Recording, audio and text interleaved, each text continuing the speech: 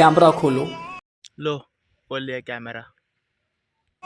Shoot करो, जैसा बने। ना इधर देखो ना इधर देखो, सामने देखो। मैं कह रहा इधर नहीं देखो, स्क्रीन पे देखो।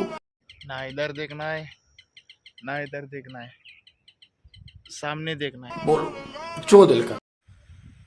हे गाइस, मेरा नाम राकेश है और मेरी ओर से आप सब लोग को जय श्री राम।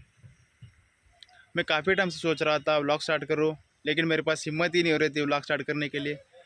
आज बहुत मैंने हिम्मत करके ये कैमरा ऑन किया है। अभी आगे कदम बढ़े तो पीछे नहीं हटेंगे। मैं क्या बोलूँगा क्या नहीं बोलूँगा वो मुझे कुछ समझ में नहीं आ रहा है, लेकिन जो बोलूँगा अच्छा ही बोलूँगा। और बाकी आप सब लोग का तो काम है सपोर्ट करना, सपोर्ट कर देना। और जो किसी के पास भी ये वीडियो आएगा लाइक कर देना। बाकी सब जो होगा देखा जाएगा। और मिलते हैं दूसरे व्लॉग में। जय श्री राम।